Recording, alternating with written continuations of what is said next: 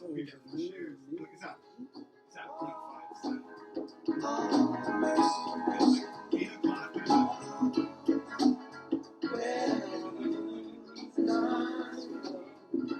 was revolutionary.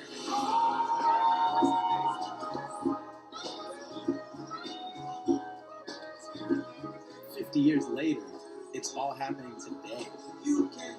No one listens to the words on this album. What's going on is prophecy.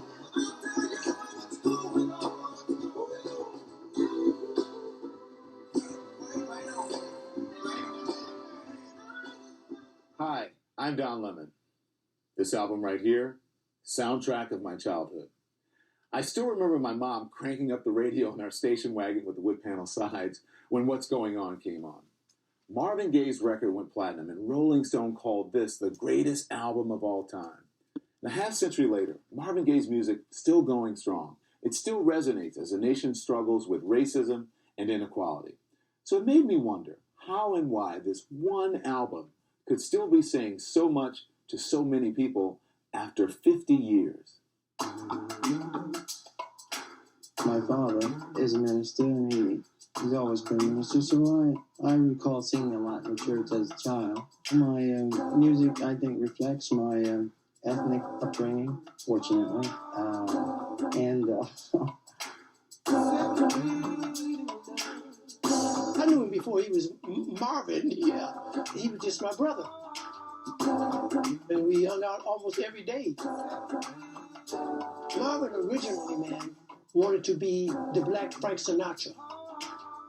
That's how he wanted to sing. He didn't want to sing rock or R&B or anything like that, you know.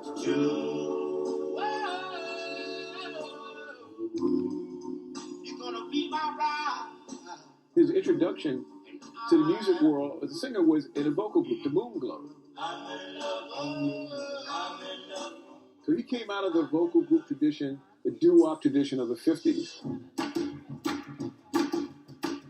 He was schooled in the most kind of strenuous and exacting school of soul singing. My mama Lucci, she's a brand new coochie. He had incredible ears and had this kind of genius for harmony. He could sing all the parts. Marvin joins Motown, which is kind of a challenging thing. Producers were in charge, and Marvin didn't like anybody to be in charge of him. He had this acrimonious relationship with his own father, who was an authoritarian figure. So Marvin and Motown was somewhat tumultuous from the beginning. We're in Northwest Detroit. Many of the Motown artists and the Funk Brothers, the session musicians, they all live pretty much in the same neighborhood. We all hung out with each other. We went to each other's homes. Let me tell you something. There's a thing, and it's not mythical. You know, a lot of people think it is, called the Motown family. That's exactly what it is. You guys signed in Motown the same year, 1961. I was 11, going on 12, but like everyone over 13, they saw themselves as being my parents. You can't have no more candy. You can't do that. You can't do that. You can't do that. Forget about it.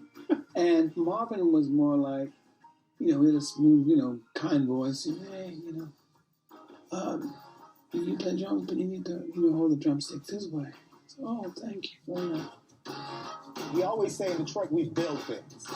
The Motown concept for making records was really sort of borrowed by that assembly line concept that Henry Ford popularized in the 1910s. Berry Gordy really sort of emulated that concept. They would be recording at Hitsville, USA, 24 hours of the day. Barry was looking for a studio in Detroit at that time, and he saw this house that had a garage attached to the back of it, which became the studio. The studio was about 55 feet long and about 47 feet wide. Small place. And we were all in one room.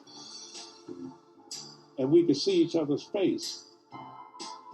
It was something about that magic of looking in a person's eyes when he's doing a pickup.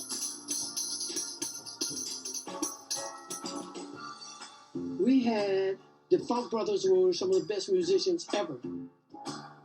It was a mecca. Everybody in Detroit could sing. I never seen anything like it. The competition level was super high. He very easily could have not hit. He was a decent drummer and musician. He might have ended up being a studio musician. He started to be my drummer with the Miracles in Me, going on the road playing drums. He had started writing Seven Kind of Fella, and he was singing it Frank Sinatra, one of those kind of ways, you know.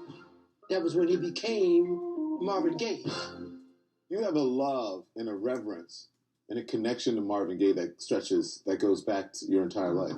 Yeah. So, at least since high school. I mean, but even before this album, Tammy Terrell. Oh my God. Marvin Gaye. Your Precious Love. There's another one, Ain't No Mountain High Enough. A lot of people feel because of the albums they made that they were lovers. They never were lovers. The fact that Tammy collapsed in his arms on stage, she passed away, and that tore him up.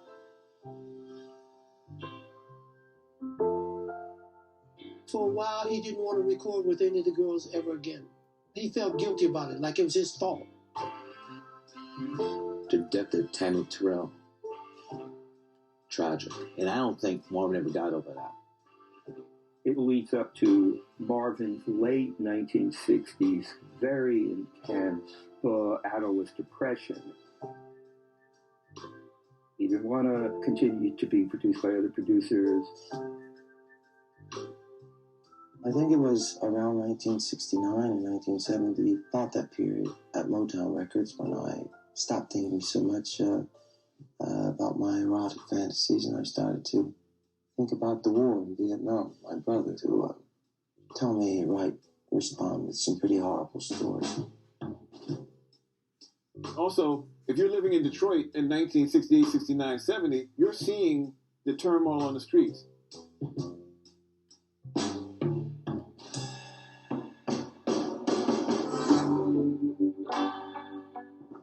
The country was full of turmoil. The country was full of fear. The country was full of anger.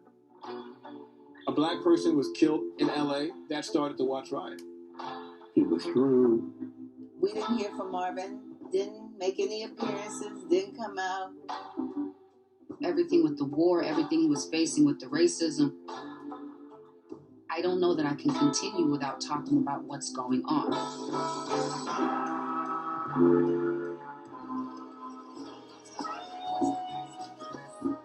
It is more poignant today, right now, in 2021, than it was when it came out. It's prophecy. There's too